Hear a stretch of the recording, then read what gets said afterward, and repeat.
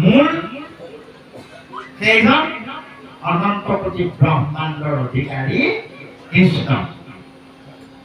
তেওঁৱেই সৃষ্টি কৰালে, তেওঁৱেই স্থিতি কৰাই আছে আৰু শেষত আমি তেওঁতে লৈ যাব লাগিব।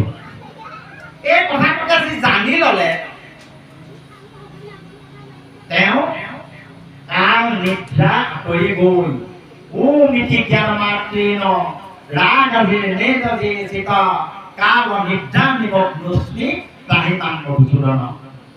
এই জ্ঞানটো প্ৰভু দিয়া মই তাতে বুজি পাওঁ, মোৰ যাতে কাল নিদ্ৰাৰ অৱসান হয়। কাল নিদ্ৰা মানে কি? কাল মানে সময়, সময়ৰ নিদ্ৰা। মানে ভাগৱতত কি আছে? একক্ষণো শব্দটো এনেকে দিছে, নিৰন্তৰে নিৰন্তৰ ভগৱন্তৰ নামটোৰ হৃদয়ত জপ হৈ থাকিব লাগিব, তাৰ স্মৰণ হৈ থাকিব লাগিব আৰু তাৰ অভ্যাস কৰি থাকিব লাগিব, নহয়নে?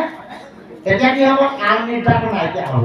কিন্তু আমি ৰাতিপুৱা এবাৰহে কৰোঁ আৰু দিনতটো আৰু সময়ে নাথাকে, কেতিয়াবা কেতিয়াবা বিষয়ৰ জঞ্জাল এৰি, নহয়নে? পাহৰাই থৈ দিয়ে। সেইখিনি সময়ত আমি বুজিব লাগিব যে আমি কালৰ নিদ্ৰা কৰি থাকিম, হয়নে? শ্ৰীমন্ত শংকৰদেৱ সংঘৰ সংগী হোৱালৈকে বোধ কৰোঁ আমি সকলোৱে কাল নিদ্ৰাতে আছিলোঁ। কিঞ্চিত এই সংগঠনটোলৈ আহি ভকতৰ সৎসংগত বহি কিঞ্চিত নহয় কিঞ্চিত এই যিটো আধ্যাত্মিক জ্ঞান কিছু আমাৰ উপলব্ধি হৈছে। সেইকাৰণে কাল নিদ্ৰা নিমগ্নস্মি, কাল নিদ্ৰাত নিমগ্ন হৈ আছো প্ৰভু উদ্ধাৰ কৰা কাহিমান মধুসূদন। তোমাক যেনেধৰণে বুজি পাব লাগিছিল, তুমিয়েই স্থিতি আৰু এদিন তোমাৰ বলালৈকে মোক লৈ যাবা। মোৰ এই নিজা শৰীৰটো কোনো অস্তিত্ব নাই, তুমি আছা কাৰণে ইয়াৰ অস্তিত্ব এই জ্ঞান কৰিলাম। নমো ন গতি বিবৰ্ততে নাথম তবে মানসৰমং প্ৰভু পাপ অঙ্গে নিমগ্নস্মি কাহিমান মধুসূদন। ন গতি বিবৰ্ততে নাথম, নাথৰ নাথ তোমাৰ বিনা গতি নাই, হয়নে? বিষয়খন চলাওঁতে পাপ প্ৰতি পংকত মই লুটুৰি পুটুৰি হৈ গ'লো, নিমগ্ন হৈ গ'লো। প্ৰভু কাহিমান মধুসূদন, ইয়াৰ পৰা মোক উদ্ধাৰ কৰা। বাহিৰে ভিতৰে তুমি হৰি গুৰু আচাহা চৈতন্য ৰূপে দিওক কোমলি তুমি দিনে গতি নাহিকে কৈ দিছো। তেওঁৰ চৰণৰ বিনা আমাৰ যদি কিবা গতি আছে, আমিনো ক'ত আশ্ৰয় ল'ম? সেইজনতেতো আশ্ৰয় লৈ আমি চলি আছো। এইটো হ'লে দ্বিতীয় অক্ষৰ ন। তৃতীয়টো মু, মই আখৰ কৰিছো মু, মুহিতে মুহে জ্বলে ন পুত্ৰ দ্বাৰা ধনা দিছো কৃষ্ণয়া প্ৰিয়য়া মানুষস্মি কাহিমান মধুসূদন। পুত্ৰ দ্বাৰা ধন ধান স্ত্ৰী পুত্ৰ গৃহ আদি আদি পীড়াবিলাকে মোক তৃষ্ণাতুৰ কৰি তুলিছে। তৃষ্ণাতুৰ হ'ব লাগিছিলে ক'ত? আমি ঈশ্বৰৰ নামত, ঈশ্বৰৰ ভক্তি। কিন্তু কি কৰিম? ঘৰ সংসাৰ আছে, ল'ৰা ছোৱালী আছে, ভিতৰি ভিতৰি পিন্ধি থাকে। ল'ৰাটোৰ চাকৰি এটা নহ'ল, ছোৱালীজনী বিয়া দিব পৰা নাই, ভাল পাত্ৰ এটা অহা নাই, বা ইটি আদি আদি আদি আদি অনেক বিষয়ৰ যিবোৰ ঝেমেলা বুলি কওঁ আমি, বিষয়ৰ যিবোৰ সমস্যা, এইবিলাক আমাৰ ঠিকাতে পিন্ধি থাকে। মুহিতে মুহ জ্বলনত পুত্ৰ দ্বাৰা ধনা দিছো কৃষ্ণয়া প্ৰিয়য়া মানুষস্মি, এইবিলাকৰ পৰা প্ৰভু মোক মুক্তি দিয়া কাহিমান মধুসূদন। নমো ভগৱতী ভক্তিহীনাংশ হীনাংশ দুঃখ সুখাতুলং প্ৰভু অনাশ্ৰয় অনাথকম কাহিমান মধুসূদন। মই ভক্তিহীন, মই দিনহীন, মোক দুযোৰ এযোৰ দৃষ্টি ইমান কৰি দিছিলা, হয়নে? তোমাৰ চৰণ চাবলে, ভকতৰ চৰণ দৰ্শন কৰিবলৈ, ভকতক দৰ্শন কৰিবলৈ, কিন্তু মই দিনহীন হৈ গ'লো। কি নংশ, সময় নাই, বিষয়ৰ জেমেলাত ভকতৰ চৰণ দৰ্শন কৰিবলৈ কেতিয়াবা হেঁপাহ থাকিলেও নোৱাৰোগৈ, বিষয়ৰ বাধা। আৰু ভক্তিহীনটো হয়েই। এই মনুষ্য শৰীৰটোলৈ মই যেনেদৰে তোমাৰ ভক্তি কৰিব লাগিছিলে, মই তেনেধৰণে কৰিব পৰা নাই প্ৰভু। সদায় সংসাৰৰ পীড়াতে দুখতে মই আতুৰ হৈ আছো ত্ৰাহি মাং মধুসূদন মোক ইয়াৰ পৰা উদ্ধাৰ কৰা ভগ গোটা গোটেই সন্তোষমি দীৰ্ঘ সংসাৰত মচু যেন ভুল নগচ্ছামি ত্ৰাহি মাং মধুসূদন যেন ভুল নগচ্ছামি আৰু নাকো পৃথিৱীৰে যেন ভুল নগচ্ছামি গচ্ছামি মানে নাহো মোক কিবা কৰিব লাগিব গোটাকেইটা আয়া যায় কিমান বাৰ যে আহিলো হিচাপ নাই পুন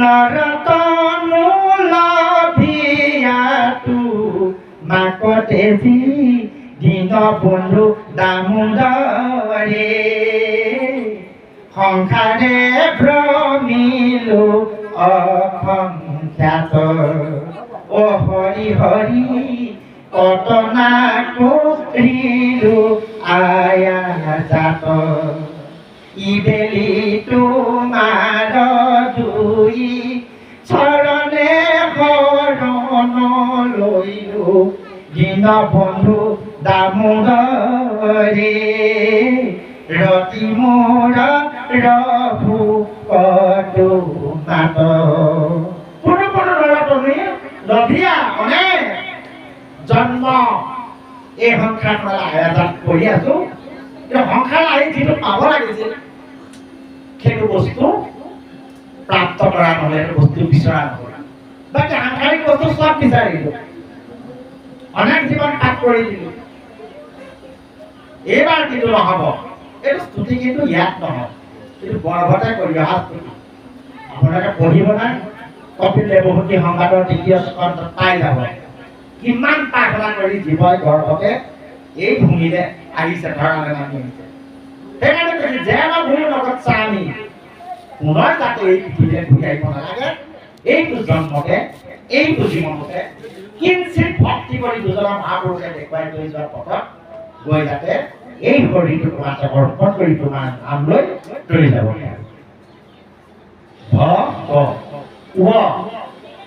মহিময়া দৃষ্টা জনিত্বাৰ পিছত গৰ্ভপাঠ মহাদুঃখম ত্ৰাহিমাং মধুসূদন মই জানিলো আই গৰ্ভত 10 মাহ 10 দিন স্থিতি হৈ থকাটো কিমান কষ্টকৰ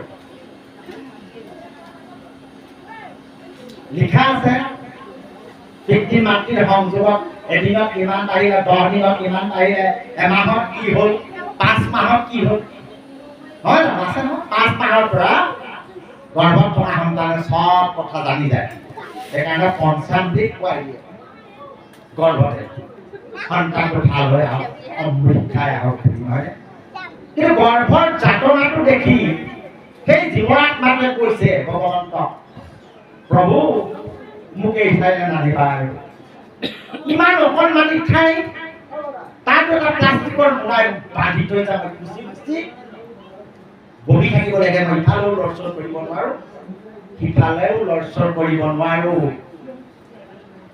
মাতৃৰা গৰ্ভত পৰি আছো মই দণ্ডে যুগ সমুদায় একদম লৈ যেন একযোগ লাগি গৈছে প্ৰভু এইবাৰ যদি মই জন্ম লওঁ তোমাৰ ভক্তি কৰি তোমাৰ পঞ্চপ্ৰকাৰৰ কোনোবা প্ৰকাৰৰ ভক্তি লৈ মই তোমাৰ লগত মিলি যাম নহয় সাধুৰ্য নহয় আৰোগ্য নহয় সাধুৰ্য নহয় আৰোগ্য নহয় নিৰ্বাণ ভগৱানলৈ কিন্তু দৰখাস্তখন গ্ৰহণ কৰিলে হ'ব যদি সঁচাকৈ প্ৰাৰ্থনা কৰিছা তেতিয়াহ'লে কিবাটো পাবা